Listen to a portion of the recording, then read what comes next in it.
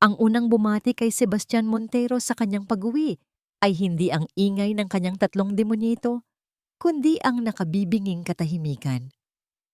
Para sa isang mansyon na tinitirhan ng tatlong malilikot na batang lalaki, ang katahimikan ay isang masamang pangitain. Mas gugustuhin pa niyang madatnan ang basag na florera o mga mantsa ng putik sa mamahaling carpet. Ngunit ang katahimikang ito, ibang klase, malamig, malungkot. Hinubad niya ang kanyang necktie habang naglalakad sa malawak na pasilyo.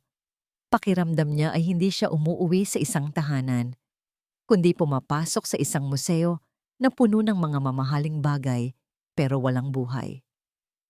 3 araw siyang nawala para sa isang business trip sa Singapore, pero parang 3 taon ang lumipas. Napahinto siya. Mayroon siyang narinig, hindi sigaw, hindi iyakan, hindi tunog ng naghahabulan. Isang mahina at sabay-sabay na bulong. Kumunot ang noo ni Sebastian. Anong bagong kalokohan na naman ito? Nagtago na ba ang ikawalong yaya sa ilalim ng kama at hindi na lumabas? O baka naman nag-alsa balutan na ito tulad ng 7 na nauna sa kanya? Sinundan niya ang tunog. Dahan-dahan ang bawat hakbang na para bang isang leon na minamanmanan ang kanyang biktima. Dinala siya nito sa pinto ng maliit na prayer room na halos hindi na nila nagagamit. Bahagya itong nakaawang. Sumilip siya sa siwang at ang kanyang nakita ay nagpatigil sa pag-ikot ng kanyang mundo. Nakaluhod sa sahig ang kanyang 3 anak, ang triplets na sina Marco, Mateo at Lucas. Ang mga kamay nila ay magkakakapit at ang kanilang mga mata ay nakapikit. Sa gitna nila, nakaluhod din ang isang babae, si Valeria Costa, ang bago nilang yaya. Nakayuko ito at sa mahinang boses ay pinangungunahan nito ang pagdarasal. Isang imaheng kailanman ay hindi niya inakalang makikita niya sa loob ng sarili niyang pamamahay.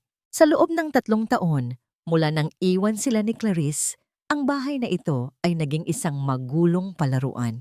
Isang sirko, isang battlefield, 7 yaya na ang sumuko. Lahat sila sinubukan ng iba't ibang paraan. Pagbabanta, panunuhol gamit ang mga laruan, pagsumbong sa kanya, pero walang umubra. Ang kanyang mga anak ay naging maliliit na halimaw na sumisira sa anumang bagay na kanilang mahawakan. Ngayon, ang mga halimaw na yon ay mga anghel na nakaluhod. Natapos ang dasal. Amen, bulong ni Valeria at ginaya siya ng 3 bata. Pagmulat ng kanilang mga mata, si Lucas ang unang nakakita sa kanya. Papa! Tumayo ang 3 bata at tumakbo palapit sa kanya. Ngunit sa halip na ang karaniwang magulong pag-atake, niyakap nila ang kanyang mga binti ng may kakaibang kapayapaan. Tumingala si Sebastian mula sa kanyang mga anak patungo sa babaeng dahan-dahang tumatayo. Simple lang ang itsura ni Valeria. Nakasuot lang ito ng puting t-shirt at maong na pantalon at ang buhok niya ay nakatali sa isang simpleng ponytail. Walang bakas ng mamahaling alahas o makeup. Ngunit sa mga mata nito, merong isang bagay na hindi nabibili ng pera, isang kapanatagan. Good evening po, sir, sabi ni Valeria. Medyo nahihiya pero hindi natatakot. Hindi agad nakasagot si Sebastian. Tila nawala ang kanyang boses. Ibinaba niya ang kanyang tingin sa mga anak niya. Magbihis na kayo para sa hapunan. Utos niya, sinisikap na panatilihing normal at may awtoridad ang kanyang boses. Yes, Papa. Sabay-sabay nilang sagot at sa unang pagkakataon, sumunod sila kaagad nang walang reklamo. Naiwan silang dalawa ni Valeria sa katahimikan ng prayer room. Pinagmasdan siya ni Sebastian mula ulo hanggang paa na para bang sinusubukan niyang basahin ang isang sikretong hindi niya maintindihan. Paano? Iyon lang ang salitang lumabas sa kanyang bibig. Isang tanong na puno ng pagtataka at, aminin man niya o hindi, isang bakas ng desperasyon. Ngumiti ng bahagya si Valeria. Isang maliit at tapat na ngiti. Hindi po ako, sir. Sila po. Nakikinig lang ako sa kanila. Kumunot ang noo niya. Nakikinig? Opo. Sa ilalim po ng lahat ng ingay nila, may gusto lang po silang sabihin. Gusto lang po nilang maramdaman na may nakakarinig. Paliwanag niya. At pagkatapos po, ipinakilala ko sila sa nakikinig sa lahat. Tumingin siya sa maliit na altar. Hindi alam ni Sebastiao ang isasagot. Ang mga salitang iyon na siyong ay simple, ngunit tumama sa isang bahagi ng kanyang pagkatao na matagal na niyang ibinaon. Ang pag-alis ni Clarice, ang pagbuhos niya ng lahat ng oras sa trabaho, ang paggamit niya ng pera bilang pamalit sa kanyang presensya. Tumalikod siya ng walang sinasabi at naglakad papunta sa kanyang opisina. Isinara niya ang pinto, sumandal dito at pumikit. Ang imahe ng kanyang mga anak na nagdarasal ay paulit-ulit na bumabalik sa kanyang isipan. Isang bagay ang malinaw. Si Valeria Costa ay hindi tulad ng iba. Kinagabihan, pagkatapos ng hapunan, umakyat si Sebastiao sa kanyang silid. Habang dumadaan siya sa tapat ng kwarto ng kanyang ina, narinig niya itong may kausap sa cellphone. Hindi niya sinasadyang makinig, ngunit napatigil siya sa sinabi nito. Oo, amiga. Mukha namang maayos, pero probinsyana. Hindi bagay dito. Mayroong sandaling katahimikan. Huwag kang mag-alala. Pagpapatuloy ni Doña Isabela sa mayabang na tono. Pansamantala lang siya. Hahanapan ko pa rin ng mas karapat-dapat para sa mga apo ko. Naramdaman ni Sebastiao ang pagtiim ng kanyang bagang. Ang kaunting pag-asa na nagsimulang tumubo sa kanyang dibdib kanina ay biglang nilamig, na para bang binuhusan ng isang baldeng yelo. Pakiramdam ni Valeria ay naglalakad siya sa manipis na yelo sa loob ng mansyon ng mga Montero. Bawat sulok ay kumikinang sa yaman, mga painting na mas matanda pa sa lola niya, mga muebles na parang bawal upuan, at sahig na mas makinis pa sa kanyang kinabukasan. Ngunit sa likod ng lahat ng karangyaan, mayroong lamig na tumatagos hanggang sa kanyang mga buto. Ang lamig na yon ay may pangalan, Doña Isabela Montero. Kinaumagahan, sa kanilang almusal, naramdaman ni Valeria ang bawat tingin ng matandang ginang. Para siyang isang insekto sa ilalim ng mikroskopyo, sinusuri, hinuhusgahan. Valeria, sa probinsya ba ninyo? Ano ang karaniwang almusal? Tanong ni Doña Isabela habang eleganteng hinihiwa ang kanyang pancake. Ang tanong ay simple, pero ramdam ni Valeria ang tunay na kahulugan nito. Hindi ka taga rito. Sinangag at tuyo po, ma'am. Minsan po, tsampurado. Magalang niyang sagot, nakayuko sa kanyang plato. Narinig niya ang mahinang pagtawa ng Donya. How quaint! Sa kabilang dulo ng mesa, tahimik lang na kumakain si Sebastiao. Hindi ito umiimik, pero nakita ni Valeria ang bahagyang pagtiim ng panga nito at ang paraan ng paghigpit ng hawak nito sa kubyertos. Sumulyap ito sa ina, isang sulyap na mabilis, pero puno ng inis, bago muling ibinalik ang atensyon sa binabasang dyaryo. Ang maliit na kilos na yon ay sapat na para kay Valeria. Naramdaman niya na hindi siya nag-iisa sa pakiramdam na yon. Ang pagkakataon para makita ang totoong Sebastiao ay dumating ng hindi inaasahan. Isang gabi, nilagnat ng mataas si Marco, ang isa sa triplets. Hindi mapakali ang bata, umiiyak at hinahanap ang kanyang ina. Isang pangalang matagal nang hindi naririnig sa mansyon. Buong gabi, hindi umalis si Valeria sa tabi ng kama ni Marco. Paulit-ulit niyang pinunasan ng basang bimpo ang noo nito, kinakantahan ng mga oyayi mula sa kanyang pagkabata. Sa kalaliman ng gabi, bumukas ang pinto. Pumasok si Sebastiao, wala na ang kanyang mamahaling suit. Nakasuot lang siya ng simpleng itim na t-shirt at pajama pants, at ang buhok niya ay bahagyang magulo. Sa mga mata niya, nakita ni Valeria hindi ang isang CEO, kundi ang isang ama. Isang amang nag-aalala at walang magawa. Kamusta siya? Tanong ni Sebastiao. Ang boses ay mahina at puno ng pagod. Bumaba na po ng kaunti ang lagnat, sir. Pero kanina pa po siya hindi mapakali. Sagot ni Valeria. Umupo si Sebastian sa gilid ng kama at hinawakan ng noo ng anak. Isang buntong hininga ang kumawala sa kanya. Isang tunog na puno ng bigat. Hindi ko alam ang gagawin sa mga ganitong sitwasyon. Pag-amin niya halos pabulong. Lagi na lang akong wala. Sa sandaling iyon, nakaramdam si Valeria ng habag.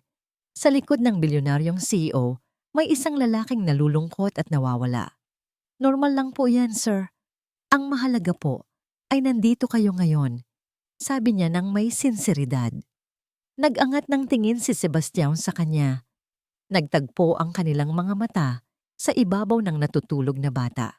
Walang salitang namutawi, pero sa tingin na yon, mayroong isang bagay na nagbago. Isang pag-unawa, isang koneksyon. Magpahinga ka na, Valeria. Ako na ang magbabantay, sabi niya. Salamat. Ang simpleng salitang salamat ay tumatak sa puso ni Valeria nang higit pa sa anumang bonus na maaari niyang matanggap. Kinabukasan, para maalis ang tensyon sa loob ng bahay, inaya ni Valeria ang mga bata na magtanim sa bakanting bahagi ng hardin. Hinayaan niya silang maglaro sa lupa, magdilig ng halaman, at tumawa ng malakas. Hinayaan niyang maranasan nila ang pagiging bata. Puno sila ng putik mula ulo hanggang paa, pero ang kanilang mga ngiti ay abot hanggang tainga.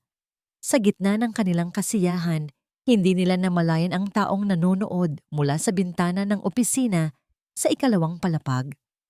Nakatayo roon si Sebastian, hawak ang isang tasa ng kape. Isang pambihirang ngiti ang sumilay sa kanyang mga labi habang pinapanood niya ang eksena. Ang ingay na dati niyang kinaiinisan ay naging musika sa kanyang pandinig.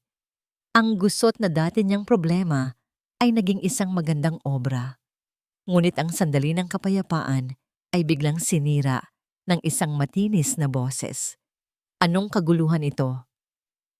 Nandoon si Doña Isabela, nakatayo sa may pintuan ng hardin. Ang muka ay nangingilabot sa galit na para bang nakakita siya ng krimen. Valeria, tingnan mo ang ginawa mo sa mga apo ko. Ginagawa mo silang dugyot. Agad na nawala ang mga ngiti sa mukha ng mga bata. Napayuko si Valeria, handa nang humingi ng tawad. Pasensya na po, ma'am. Naisip ko lang po na... Wala akong pakialam sa kung anong naisip mo. Putol ni Doña Isabela. Ang trabaho mo ay alagaan sila, hindi turuan kung paano maging basahan. Nanginginig na yumuko si Valeria, hindi makatingin sa matanda. Hahawakan na sana niya ang mga bata para dalhin sa loob ng isang malalim at malamig na boses ang pumigil sa lahat. Ina, tama na. Napalingon silang lahat. Nakatayo si Sebastian sa likuran ng kanyang ina. Ang mukha ay seryoso at walang emosyon. Ginagawa niya ng maayos ang trabaho niya. Natigilan si Doña Isabela. Nanlaki ang mga mata ni Valeria sa pagkabigla. Ang hangin ay napuno ng tensyon na halos pwede nang hiwa.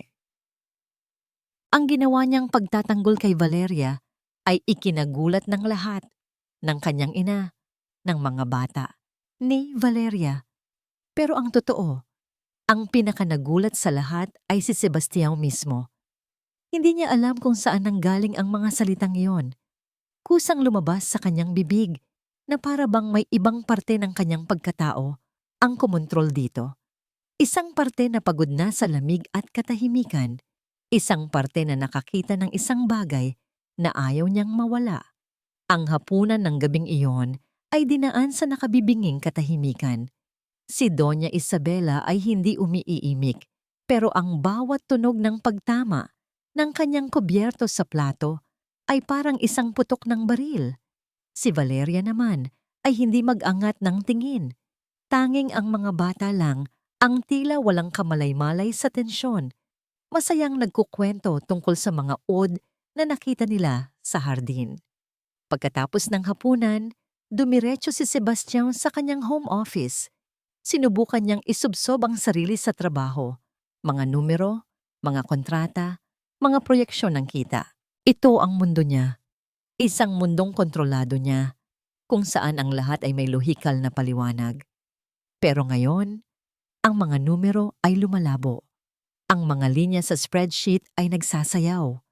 At sa gitna ng lahat ng iyon, ang tanging malinaw na imahe sa kanyang isip ay ang mukha ni Valeria kanina sa hardin, puno ng putik, pero ang mga mata ay nagniningning sa tuwa. Naramdaman niya ang isang bagay na matagal na niyang hindi naramdaman. Isang ngiti, hindi isang pilit na ngiti para sa mga business partners o sa camera. Isang totoong nangiti na nagsimula sa kanyang dibdib. Hindi na niya natiis. Kailangan niya ng hangin.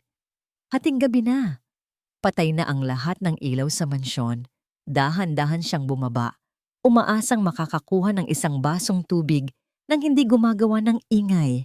Ngunit pagdating niya sa ibaba, napansin niya ang bahagyang nakaawang na pinto papunta sa balkonahe. Mayroong isang anino na nakatayo roon, nakatingin sa kadiliman ng gabi. Si Valeria. Nilapitan niya ito. Hindi siya nito napansin. Nakita niya ang bahagyang pagyanig ng mga balikat nito. Narinig niya ang isang pigil na pagsinghot. Umiiyak siya. Okay ka lang? Tanong niya.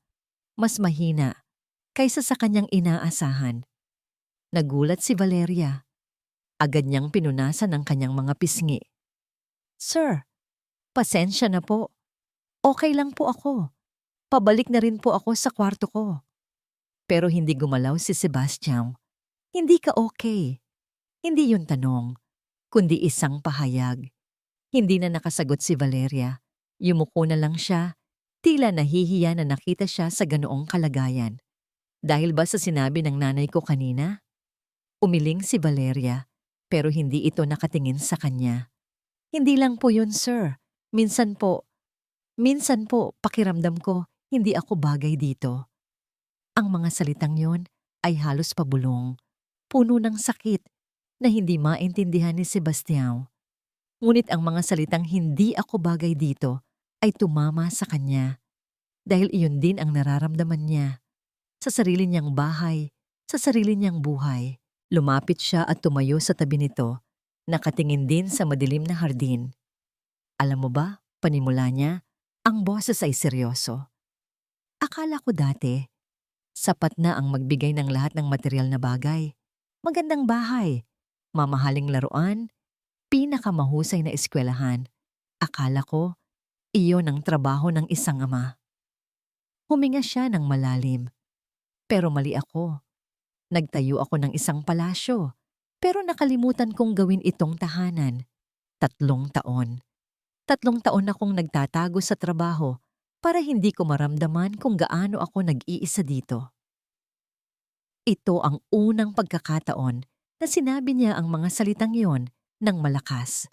Ang unang pagkakataon na inamin niya ang kanyang pagkatalo, hindi sa negosyo, kundi sa buhay. Napatingin si Valeria sa kanya. Ang mga mata ay puno ng luha, pero ngayon ay may kasama ng pag-unawa. Sa ilalim ng liwanag ng buwan, hindi niya nakita ang isang bilyonaryong amo. Ang nakita niya ay isang lalaking sugatan, tulad niya. Nagpasya si Valeria na bumalik na sa loob. Masyado nang malalim ang kanilang pag-uusap. Masyado nang mapanganib ang kanilang nararamdaman. Sige po, sir. Magpapahinga na po ako. Tumalikod siya para umalis, pero bago pa man siya makahakbang, naramdaman niya ang biglaang paghawak ni Sebastian sa kanyang kamay. Mainit, magaspang, at puno ng isang emosyon na hindi nila parehong kayang pangalanan. Napahinto si Valeria. Napatingin siya sa kanilang mga kamay at pagkatapos ay sa mga mata ni Sebastian. Sa sandaling iyon, nawala ang lahat.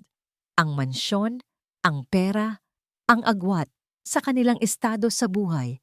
Tanging sila na lang dalawa. Ang sandali ay perpekto sana, ngunit sinira ito ng isang matigas at sarkastikong tunog mula sa pintuan. Ehem! Nandoon si Doña Isabela, nakatayo sa dilim. Ang mga mata ay parang dalawang nagbabagang uling. Ang paghawak ni Sebastian sa kanyang kamay ay parang isang kidlat. Ngunit ang ehem ni Doña Isabela ay parang isang kulog na gumising sa kanya sa katotohanan. Agad na binawi ni Valeria ang kanyang kamay na para siyang napaso. Ang init na naramdaman niya kanina ay napalitan ng nakakapasong hiya. Napayuko siya, hindi kayang salubungin ang nag-aapoy na mga mata ng matandang ginang. "Ina," sabi ni Sebastião. Ang boses ay kalmado, pero may diin. "Gabi na, magpahinga na tayo." Hindi pinansin ni Doña Isabela ang anak. Ang mga mata nito ay nakatutok lamang kay Valeria. "Sa susunod, alamin mo ang iyong lugar, Hija. Yaya ka lang dito." Bawat salita ay parang isang punyal na bumaon sa puso ni Valeria. Hindi na niya hinintay ang isasagot ni Sebastião. Mabilis siyang nagpaalam. "Magandang gabi po." At halos takbuhin na niya ang pasilyo pabalik sa kanyang maliit na silid. Kinabukasan, nagbago ang lahat. Ibinaba ni Valeria ang isang pader sa pagitan niya at ni Sebastião. Naging mas maingat siya, mas profesional. Tinatawag niya itong Sir sa bawat pagkakataon. Iniiwasan niya ang mga mata nito. Kapag pumapasok ito sa isang silid, gumagawa siya ng dahilan para lumabas. Naramdaman niya ang pagkalito ni Sebastián. Nakikita niya ito sa mga sulyap nito, sa paraan ng bahagyang pagkunot ng noo nito kapag kinakausap siya. Nasasaktan siyang saktan nito, pero mas natatakot siyang saktan ng sarili niya. Ang tunay na atake ni Doña Isabela ay dumating nang wala si Sebastián sa bahay, nasa isang mahalagang board meeting. Inabutan siya ng Donya habang nag-aayos siya ng mga bulaklak sa florera sa sala. "Valeria, maupo ka sandali. May gusto lang akong ipakita sa'yo." May kaba sa kanyang dibdib, pero sumunod si Valeria. Umupo siya sa dulo ng sofa na parang isang estudyanteng pinapatawag sa opisina ng principal. Inilapag ni Doña Isabela ang isang tablet sa mesa. Nasa screen ang larawan ng isang masayang mag-asawa sa araw ng kanilang kasal. Ang lalaki ay guwapo at halatang mayaman. Ang babae ay maganda at elegante. Nanigas si Valeria. Ang hangin ay tila ninakaw mula sa kanyang mga baga. Kilala niya ang lalaki. Siya si Miguel, ang kanyang dating nobyo. Ang lalaking nangako sa kanya ng habambuhay at ang lalaking dumurog sa kanyang puso. "Ang pangalan niya ay Miguel de Villa, hindi ba?" sabi ni Doña Isabela. Ang boses ay puno ng pagkasuklam. Anak ng isang senador, at ang babaeng pinakasalan niya ay anak ng isang business tycoon. Sila ang mga taong ka-level natin. Itinuro niya ang larawan. "Ito ang mundo namin, Valeria. Isang mundo kung saan hindi ka nabibilang." Pagkatapos ay tumingin ito ng diretso sa kanyang mga mata. "Alam ko ang uri mo. Mga babaeng ginagamit ang kahinaan ng mga lalaking tulad ng anak ko. Isang manggagamit, isang gold digger." Ang mga salitang iyon, ang mga pamilyar na salitang iyon, biglang bumalik kay Valeria ang alaala. Ang sakit, ang kahihiyan. Naalala niya ang araw na kinausap siya ng mga magulang ni Miguel. Ang mga salitang sinabi nila, "Hindi ka nababagay sa pamilya namin. Masyadong malaki ang agwat natin." Naalala niya kung paano siya tinalikuran ni Miguel nang walang kalaban-laban. Ang sugat na akala niya ay naghilom na ay biglang bumuka, mas sariwa at mas masakit kaysa dati. "Hindi po totoo yan," bulong ni Valeria. Pero kahit siya ay hindi naniniwala sa sarili niyang boses, ang laso ng nakaraan ay kumalat na sa buong sistema niya. Ang lahat ng kanyang takot at pagdududa sa sarili ay bumalik. Tumayo si Doña Isabela. Tapos na ang kanyang misyon. "Layuan mo ang anak ko hanggat maaga pa." Naiwan si Valeria na mag-isa sa malawak na sala, nanginginig. Ang bawat mamahaling bagay sa paligid niya ay tila sumisigaw na hindi siya karapat-dapat. Kinahapunan, habang naglilinis siya sa sala para ilayo ang isip niya sa mga nangyari, may nahagip ang kanyang mata sa ibabaw ng coffee table. isang makintab na business magazine, at sa pabalat, nakangiti ang isang babaeng napakaganda at sopistikada. Ang mukha na nakita na niya dati sa mga lumang litrato sa opisina ni Sebastian. Sa ibaba ng larawan ay ang nakasulat na titulo, Clarice Sandoval Monteiro, magbabalik na ba ang reyna ng luxury sa kanyang imperyo? Sandoval Monteiro, ang pagtibok ng kanyang puso ay tila isang martilyong pumupukpok sa isang pader na malapit ng gumuho. Ang mga sumunod na araw ay naging isang laro ng anino para kay Sebastian. Ramdam niya ang pader na itinayo ni Valeria sa pagitan nila. Isang pader na gawa sa magagalang na sir at mga tinging umiiwas. At habang lalo niya itong sinusubukang gibain, lalo lang itong tumitibay. Masakit, nakakabaliw. Isang hapon, pag-uwi niya mula sa isang magulong araw sa opisina, ang katahimikang sumalubong sa kanya ay iba. Hindi ito ang payapang katahimikan na dala ni Valeria. Ito ay isang katahimikang mabigat, puno ng tensyon.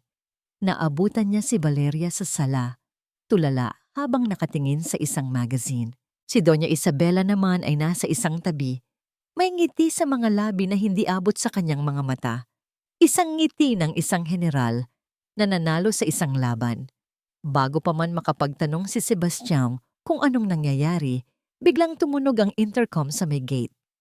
"Sir," sabi ng gwardiya sa kabilang linya, "may bisita po kayo. Si Ma'am Clarice Sandoval Monteiro daw po." Ang pangalan. Ang pangalang iyon ay parang isang multo mula sa nakaraan. Isang pangalang 3 taon na niyang sinubukang ibaon sa limot.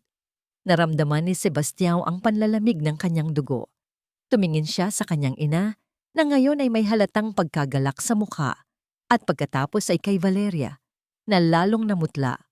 "Papasukin mo," utos niya sa intercom. Ang boses ay walang emosyon na parang yelo. Ilang sandali lang, isang mamahaling puting kotse ang pumarada sa harap ng mansyon.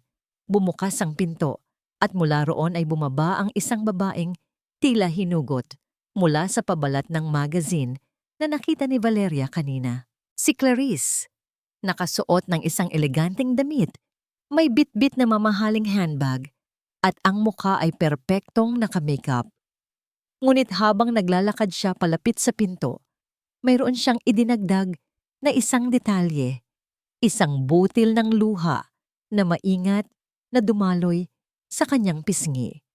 Nang bumukas ang pinto, ang mga bata na narinig ang pagdating ng sasakyan ay lumabas mula sa kanilang silid-laruan. Sandali silang natigilan, tila sinusubukan kilalanin ang babaeng matagal na nilang hindi nakikita. "Mga anak ko," sabi ni Clarice, ang boses ay nanginginig at puno ng pagsasadula. "Mama's home." Ang salitang mama ay may kapangyarihan. Kahit na may pag-aalinlangan, ang mga bata ay tumakbo palapit sa kanya. Niyakap sila ni Clarice ng mahigpit. Ipinikit ang kanyang mga mata na para bang ito na ang pinakamatamis na sandali sa kanyang buhay. Lahat ay nanonood. Si Doña Isabela na may ngiti ng tagumpay. Si Sebastian na may mukhang parang bato. At si Valeria na tahimik na nakatayo sa isang sulok na para bang isa siyang multo sa sarili niyang eksena. "Clarice," sabi ni Sebastian, ang boses ay malamig. "Anong ginagawa mo dito?"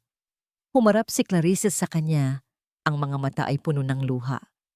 "Umuwi ako, Seb, para sa inyo.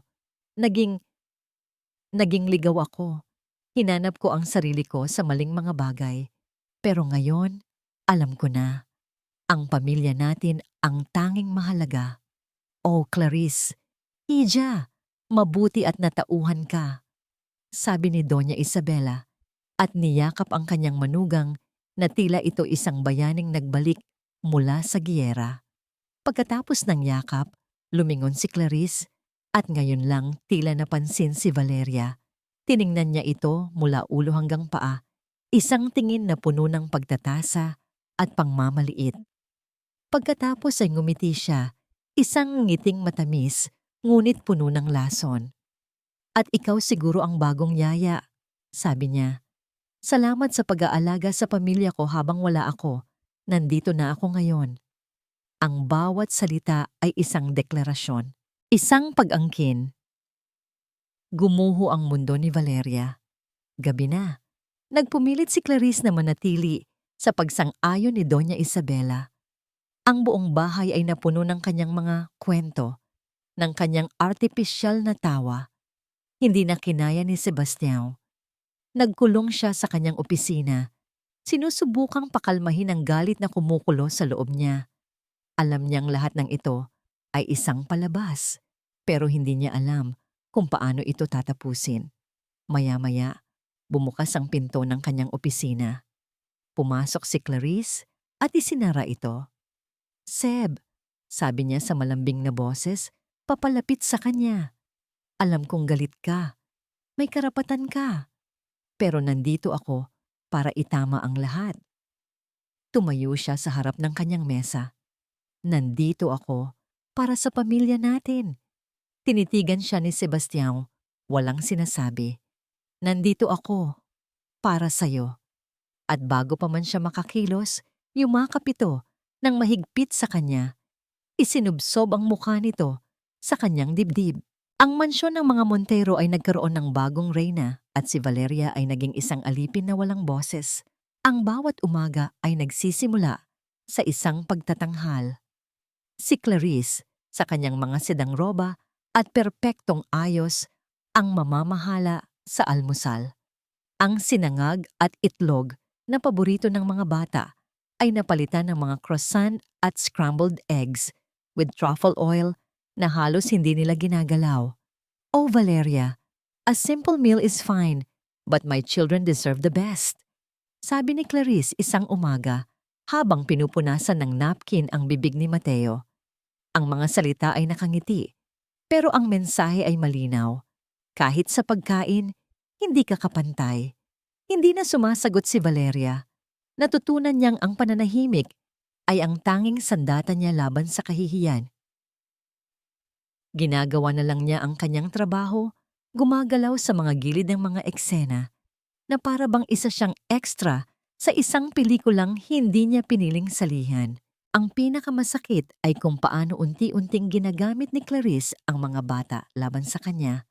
Araw-araw, may dumarating na mga delivery ng pinakabago at pinakamamahaling laruan, mga robot na nagsasalita, mga race car na de-remote, mga video game console. Ang hardin na dati nilang pinagtataniman ay napabayaan na. Ang mga librong dati nilang binabasa ay natabunan na ng mga kumikinang na gadgets. Isang hapon, nakita ni Valeria si Lucas na umiiyak sa isang sulok dahil nasira ang isa sa mga bago nitong laruan. Nilapitan niya ito para aluin, tulad ng dati niyang ginagawa. Okay lang yan, Lucas. Tahan na, sabi niya sa malambing na boses. Pero bago pa man niya mahawakan ang bata, dumating si Clarice. Hayaan mo na siya, Valeria.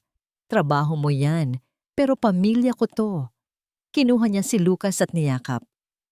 Don't cry, baby. Mama will buy you 10 more tomorrow. Ang salitang trabaho at pamilya ay tila dalawang magkaibang mundo na may mataas na pader sa gitna. At siya ay nasa maling panig. Ang gabi ang pinakamabigat. Ang dati nilang ritual ng pagkukwentuhan bago matulog ay nawala na. Isang gabi, sinubukan ni Valeria na ibalik ito. Kumatok siya sa silid ng mga bata. Dala-dala ang isang lumang libro ng mga kwentong bayan. Sinong gusto ng kwento? Tanong niya. Sinisikap na pasiglahin ang boses. Tumingin sa kanya si Marco mula sa kama. Ayoko po, sabi nito. Ang mga mata ay nakatutok sa video game na hawak. Sabi po ni Mama, siya na lang ang magbabasa para sa amin. Mas maganda raw po ang mga kwento niya. Ngumiti si Valeria, pero pakiramdam niya ay may pumiga sa kanyang puso. Isang ngangiting hindi umabot sa kanyang mga mata. Ah, sige. Magandang gabi. Tumango na lang siya at tahimik na isinara ang pinto. Habang naglalakad siya sa madilim na pasilyo, naramdaman niya ang luhang nagbabadyang tumulo. Dito na ba nagtatapos ang lahat? Sa isang pintong isinara sa kanyang harapan? Dumiretso siya sa hardin, sa lugar kung saan sila unang nagtawanan ng mga bata. Umupo siya sa isang bench, hinayaan ang malamig na hangin ng gabi na samahan ng kanyang kalungkutan. Maya-maya, naramdaman niyang may tumabi sa kanya. Si Lucas, ang bunso sa tatlo, dala-dala ang kanyang unan. Yaya Val? Pinunasan ni Valeria ang kanyang mga mata bago humarap. Bakit gising ka pa, Lucas? Gabing-gabi na. Yumakap ang bata sa kanyang braso. Hindi po ako makatulog. Sa sandaling iyon, bumalik ang kaunting pag-asa kay Valeria. Niyakap niya ang bata. Gusto mo bang kantahan kita? Umiling si Lucas at tumingala sa kanya. Ang mga mata ay puno ng inosenteng pagkalito. Yaya Val, aalis ka na po ba kasi bumalik na si Mama? Tanong nito sa mahinang boses. Sabi po niya, hindi raw po kasya ang dalawang mama sa isang bahay. Ang mansyon ay naging isang teatro at si Sebastian ay isang manunood na sa pilitang pinaupo sa unang hilera. Araw-araw, pinapanood niya ang perpektong pagganap ni Clarice bilang nagbabalik loob na ina at asawa. Pinapanood din niya kung paano unti-unting nawawala ang liwanag sa mga mata ni Valeria, na para bang isang kandilang nauubusan ng hangin. Naiipit siya sa gitna. Sa isang banda, si Clarice ang ina ng kanyang mga anak. Ang pagbabalik nito, kahit peke, ay nagbigay ng isang uri ng kompletong ilusyon sa pamilya na hinahanap-hanap ng kanyang ina. Sa kabilang banda, si Valeria. Si Valeria ang kaluluwa na nagbalik ng buhay sa malamig na bahay na ito. Ang pagkawala ng ngiti nito ay mas masakit pa kaysa sa anumang pagkalugi sa negosyo. Isang gabi, hindi na niya natiis. Naabutan niya si Valeria na tahimik na naghuhugas ng mga plato sa kusina kahit hindi naman nito trabaho. Valeria, tawag niya. Lumingon ito, nagulat. Sir, may kailangan po kayo? Gusto lang kitang kausapin, sabi niya, lumalapit. Hindi ka okay. Alam ko. Yumuko si Valeria at ipinagpatuloy ang paghuhugas. Okay lang po ako, sir. Ginagawa ko lang po ang trabaho ko. Hindi. Hindi yan totoo. Giit niya. Mula nang bumalik siya, umiiwas ka na. Sabihin mo sa akin anong problema. Nag-angat ng tingin si Valeria at sa unang pagkakataon, sa loob ng maraming araw, nakita niya ang totoong emosyon sa mga mata nito. Isang halo ng sakit at galit. Anong gusto niyong marinig, sir? Sabi nito. Ang boses ay nanginginig. Na nasasaktan ako, na pakiramdam ko ay isa akong kalaban sa sarili kong kampo. Araw-araw, ipinaparamdam sa akin ng asawa ninyo at ng ina ninyo na basura lang ako dito, na wala akong karapatan. Hindi siya ang asawa ko. Mabilis na sagot ni Sebastian. Hindi na. Pero siya ang ina ng mga anak ninyo. At narito siya, sa loob ng bahay ninyo. At ako? Ano ako dito, sir? Isang katulong na aksidenteng minahal ng mga bata. Natigilan si Sebastian. Ang bawat salita ay tumagos sa kanya. Ito ang unang pagkakataon na nag-away sila at ang dahilan ng away ay ang katotohanang pareho nilang iniiwasan. Bago pa man siya makasagot, isang malakas na sigaw ang umalingaw-ngaw mula sa may hagdanan, sinundan ng isang malakas na kalabog. Ah! Nagkatinginan sila ni Valeria sa gulat at sabay na tumakbo palabas ng kusina. Ang kanilang naabutan ay isang eksenang perpektong idinisenyo para sa isang drama.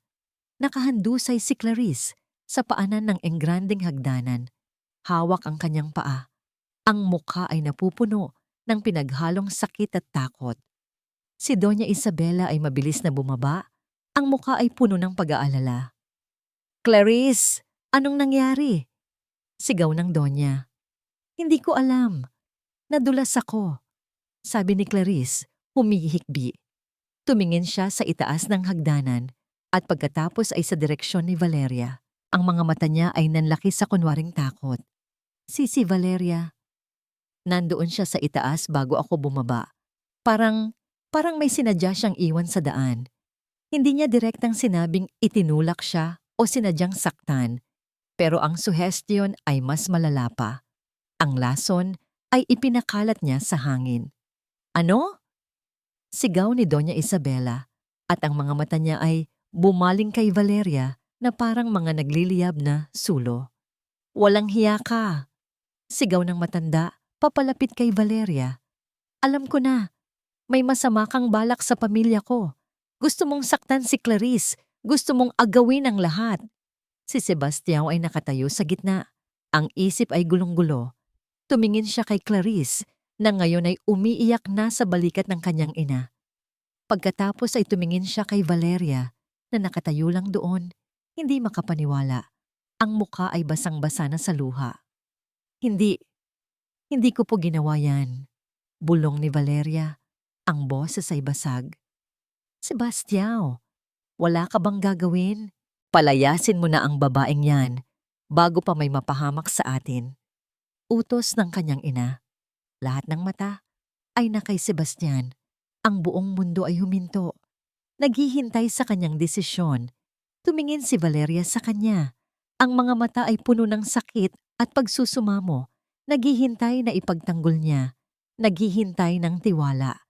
Ngunit ang nakita lang niya sa mga mata ni Sebastião ay pagkalito, pag-aalinlangan. At para kay Valeria, ang pag-aalinlangang iyon ay mas masakit pa kaysa sa isang direktang paratang. Sa tingin ko, hindi ko na kayang manatili pa rito, sabi ni Valeria. Ang bawat salita ay tila isang piraso ng kanyang nabasag na puso. Tumalikod siya at nagsimulang maglakad palayo. Palayo sa mga akusasyon, palayo sa gulo, palayo sa lalaking hindi man lang siya nagawang paniwalaan. Ang pagsara ng pinto ng kanyang silid ay parang pagsara ng isang kabaong. Sa loob, kasama ang kadiliman, ay ang lahat ng kanyang nawasak na pangarap. Hindi na siya naghintay ng hatol. Ang pag-aalinlangan sa mga mata ni Sebastião ay sapat ng parusa. Iyon ang huling patak na nagpaapaw sa baso ng kanyang pagtitiis. Minsan na siyang tinalikuran ng isang mayamang lalaki dahil sa tingin ng pamilya nito ay hindi siya karapat-dapat. Ang kasaysayan ay umuulit at sa pagkakataong ito, mas masakit dahil hindi lang puso niya ang nakataya, kundi pati na rin ang puso ng 3 batang minahal na niya na parang tunay na anak. Hindi ito pagtakas, ito ay pagpaparaya. Naniniwala siyang ang pananatili niya ay magdudulot lang ng mas malaking gulo. Isang digmaan sa pagitan ni Sebastião at ng ina nito. Isang laro ng paninira mula kay Clarice. At sa gitna ng lahat, ang mga bata ang pinakamasasaktan. Ang pag-alis niya ang tanging paraan para protektahan ang lahat. Ito ang huli niyang akto ng pagmamahal para sa kanila. Hindi siya natulog ng gabing iyon. Sa halip, tahimik niyang inimpake ang kanyang iilang gamit sa isang maliit na bag. Habang inilalagay niya ang kanyang mga damit, nahulog mula sa bulsa ng isang lumang bestida ang mga munting kayamanan niya. Isang gusot na papel kung saan iginuhit ni Marco ang kanilang larawan. 5 stick figures na magkakahawak kamay sa ilalim ng isang malaking bahaghari. Isang makinis na bato na ibinigay sa kanya ni Mateo, na sinabi nitong may magic daw, at isang tuyong bulaklak ng gumamela na ipinusod ni Lucas sa kanyang tenga isang hapon. Hinawakan niya ang mga ito at ang mga luhang kanina pa niya pinipigilan ay bumuhos na parang ulan. Ang bawat patak ay isang alaala. Ang bawat hikbi ay isang paalam. Umupo siya sa maliit na mesa sa kanyang silid at kumuha ng isang pirasong papel.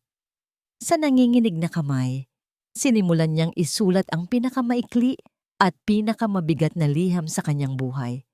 Walang emosyon, walang paninisi, walang paliwanag. Ginoong Montero, maraming salamat po sa pagkakataong ibinigay ninyo sa akin na maglingkod sa inyong pamilya. Sa kasamaang palad, kailangan ko na pong umalis. Epektibo kaagad. Humihingi po ako ng paumanhin sa anumang abalang idudulot nito. Lubos na gumagalang. Valeria Costa, isang butil ng luha ang pumatak sa ibabaw ng kanyang pangalan. Bahagyang nagpamantsa sa tinta. Tinupin niya ang papel, inilagay sa isang sobre at isinulat ang pangalan ni Sebastião. Bago pa man sumikat ang araw, habang ang buong mansyon ay natutulog pa, dahan-dahan niyang binuksan ang pinto ng kanyang silid. Naglakad siya sa pasilyo nang walang ingay na parang isang anino. Huminto siya sa tapat ng silid ng mga bata. Binuksan niya ito ng bahagya at sinilip ang tatlong anghel na mahimbing na natutulog. "Paalam, mga mahal ko," bulong niya sa hangin. "Mag-iingat kayo palagi." Pagbaba niya, maingat niyang inilapag ang sobre sa ibabaw ng mesa sa opisina ni Sebastião, sa lugar kung saan siguradong makikita niya ito. Pagkatapos, sa huling pagkakataon, tiningnan niya ang kabuuan ng mansyon. Isang ginintuang kulungan na nagbigay sa kanya ng pinakamatamis at pinakamasakit na mga alaala. At sa pagpihit niya sa pinto palabas, iniwan niya ang lahat. Ang mga tawa, ang mga luha, ang isang piraso ng kanyang puso. Kinabukasan, naramdaman ni Sebastião ang kakaibang bigat sa hangin. Pagkatapos ng isang gabing hindi siya pinatulog ng kanyang konsensya, bumangon siya na may isang desisyon. Kakausapin niya si Valeria. Maniniwala siya sa kanya. Hinanap niya ito sa kusina, sa hardin, sa silid ng mga bata. Pero wala siya. Pumasok siya sa kanyang opisina, gulong-gulo ang isip, at doon niya nakita ang isang puting sobre.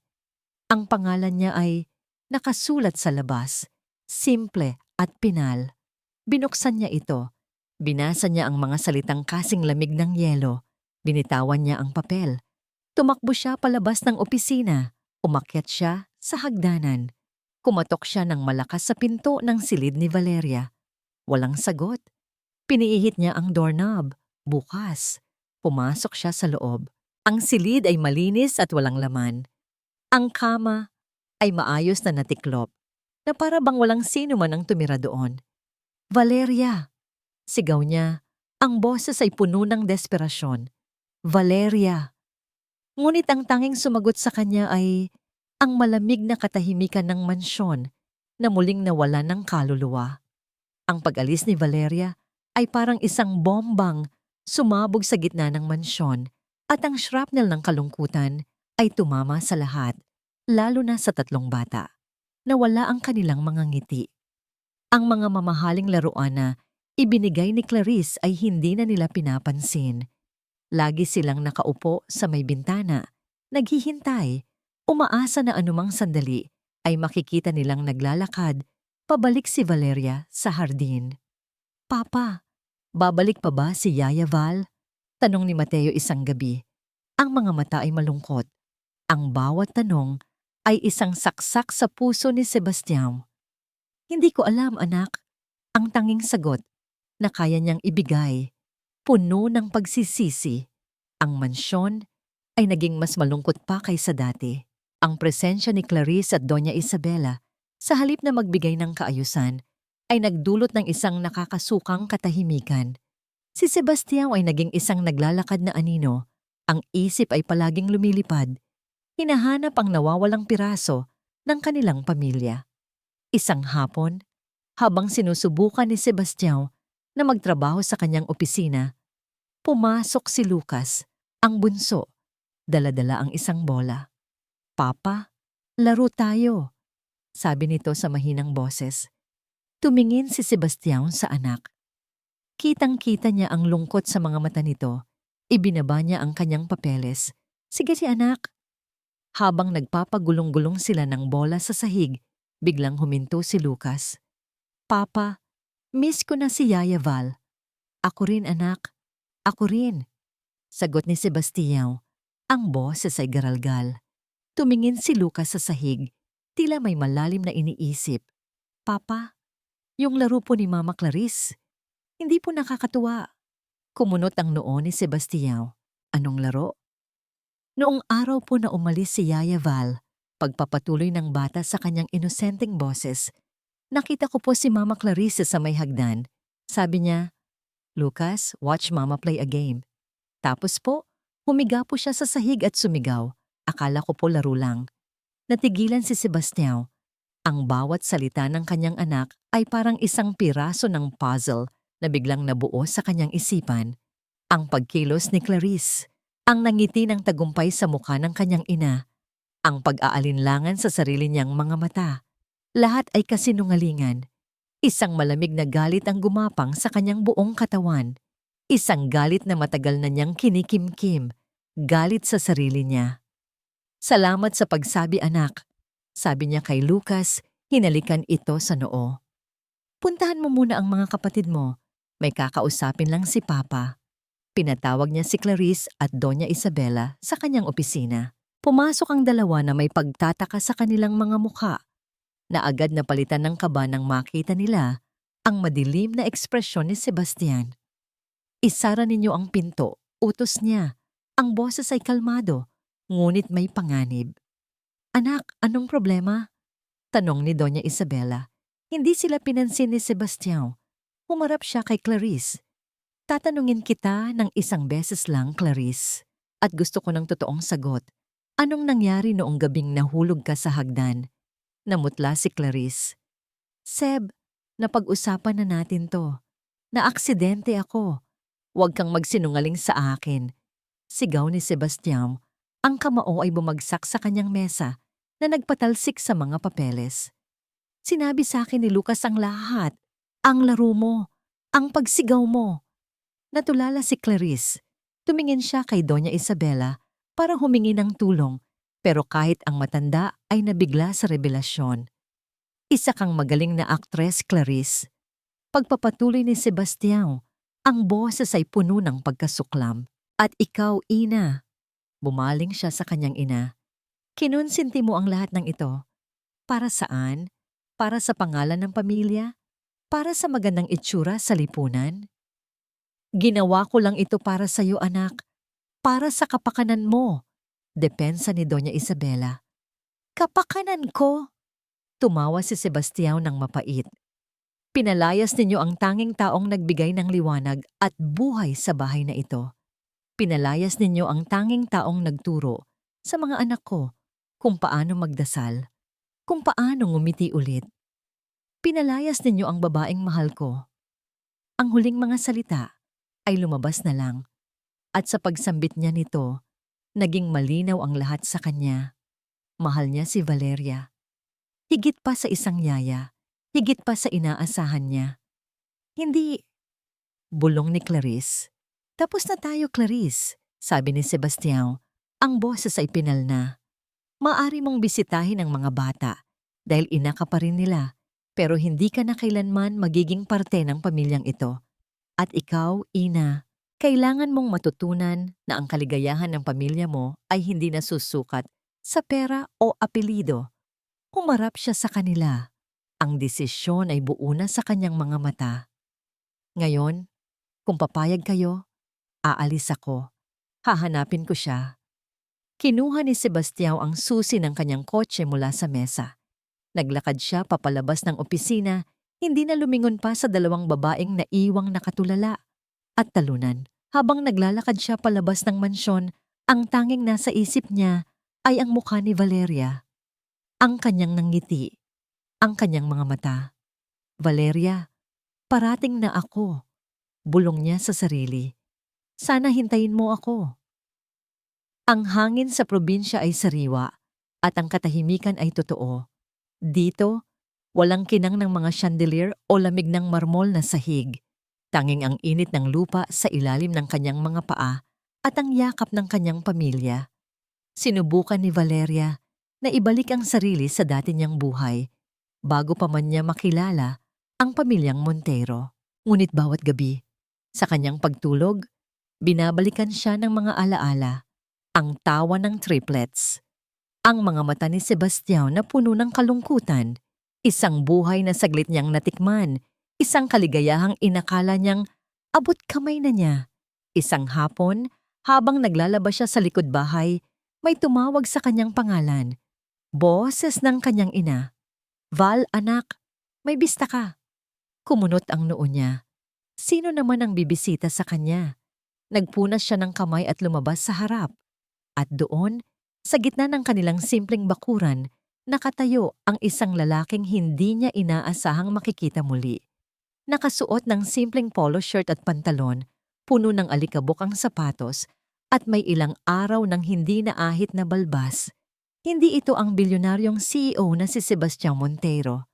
Ito ay si Seb, isang lalaking pagod, sugatan, pero may determinasyon sa mga mata. POV, Sebastian. Hindi naging madali ang paghahanap kay Valeria. Walang sino man sa ahensya ang gustong ibigay ang address niya. Kinailangan niyang gamitin ang lahat ng kanyang koneksyon para lang malaman ang maliit na bayan kung saan ito nakatira. Nag-drive siya ng mag-isa. Walang driver, walang bodyguard. Habang papalayo siya sa syudad at papalapit sa probinsya, pakiramdam niya ay iniiwan niya ang isang lumang balat. Bawat kilometro ay isang hakbang palayo sa lalaking dati niyang pagkatao. Nagtanong-tanong siya sa mga tao sa palengke. Ipinapakita ang litrato ni Valeria sa kanyang cellphone. Ang mga ngiti at ang kabaitan ng mga tao ay isang bagay na bago sa kanya. At nang sa wakas, ay itinuro sa kanya ang isang maliit at simpleng bahay na napapalibutan ng mga halaman. Bumilis ang tibok ng kanyang puso. Nakatayo siya roon, pinapanood ang babaeng mahal niya na lumalabas mula sa likod bahay. Ang buhok nito ay nakapusod, ang muka ay walang makeup, at ang mga kamay ay basa pa mula sa paglalaba. Sa paningin niya, ito ang pinakamagandang babae sa buong mundo. POV. Valeria and Sebastian ang oras ay tila huminto. Nakatingin lang sila sa isa't isa mula sa magkabilang dulo ng bakuran. Ang mga salita ay hindi kailangan. Nakita ni Valeria sa mga mata ni Sebastian ang lahat ng gusto niyang marinig, pagsisisi, pangungulila, at isang bagay na mas malalim pa. Nakita ni Sebastian sa mga mata ni Valeria ang sakit, pero sa ilalim nito, isang pag-asang hindi pa tuluyang namamatay. Si Sebastian ang unang bumasag sa katahimikan. Humakbang siya palapit. Bawat hakbang ay mabigat. Valeria, sabi niya, ang boses ay paos. Patawarin mo ako. Hindi umimik si Valeria. Naging duwag ako. Pagpapatuloy niya. Hinayaan kong diktahan ako ng takot at ng ibang tao. Hinayaan kitang umalis nang hindi man lang kita pinaniniwalaan. Patawarin mo ako. Bakit ka nandito, sir?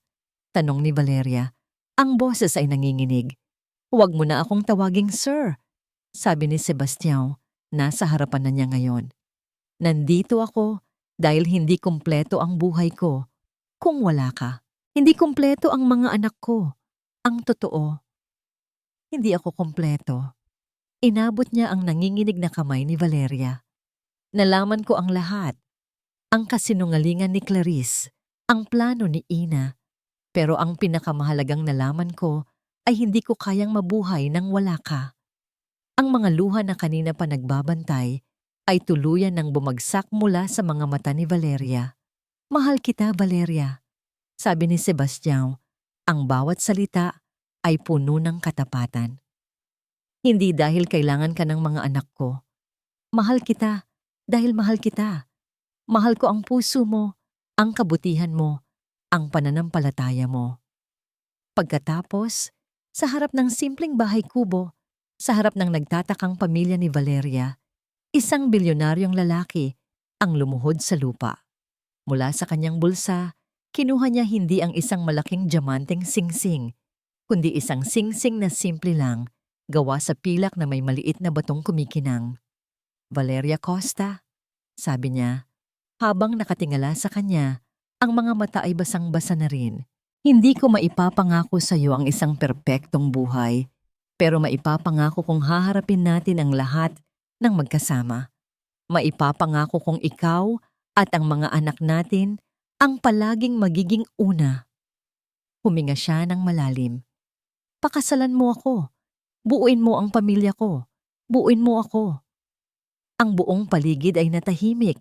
Tanging ang ihip ng hangin at ang tunog ng dalawang pusong sabay na tumitibok ang maririnig. Tumingin si Valeria sa lalaking nakaluhod sa harapan niya at pagkatapos ay sa kanyang pamilya na tahimik na nanonood. Ang mga mukha ay puno ng pag-asa. Nakita niya sa mga mata ni Sebastian hindi ang isang amo, kundi isang kapareha, isang tahanan. Dahan-dahan, tumango si Valeria, hindi na makapagsalita dahil sa hikbi. Oo, bulong niya. Oo, Sebastian. Isinuot ni Sebastian ang singsing sa kanyang daliri. Perpekto ang sukat. Pagkatapos ay tumayo siya at niyakap ito ng mahigpit na para bang hindi na niya ito papakawalan pa. Ang kasal ay hindi ginanap sa isang malaking katedral. Idinaos ito sa maliit na simbahan sa probinsya ni Valeria. Simple lang ang lahat. Ang mga bulaklak ay pinitas lang mula sa hardin. Ang mga bisita ay ang pamilya ni Valeria at ang iilang tapat na kaibigan. Ang tatlong pinakamahalagang bisita ay ang triplets, sina Marco, Mateo at Lucas. Sila ang mga ring bearer at coin bearer, nakasuot ng maliliit na barong. Ang kanilang mga ngiti ay mas maliwanag pa kaysa sa araw. Dumating din si Doña Isabela. Hindi siya nakangiti, pero nandoon siya. Nakaupo sa isang tabi, tahimik na nanonood. Iyon ay isang maliit na hakbang, pero para kay Sebastian, iyon ay isang simula. Habang naglalakad si Valeria sa aisle, hawak ang kamay ng kanyang ama, nakita niya si Sebastian na naghihintay sa dulo, nakangiti. Isang totoong nangiti. Sa tabi nito ay ang tatlong bata, sabik na naghihintay sa kanilang bagong ina. Sa sandaling iyon, nagtagpo ang dalawang mundo. Ang yaman at ang simple. Ang syudad at ang probinsya. Hindi na sila magkaiba. Sila ay iisa na.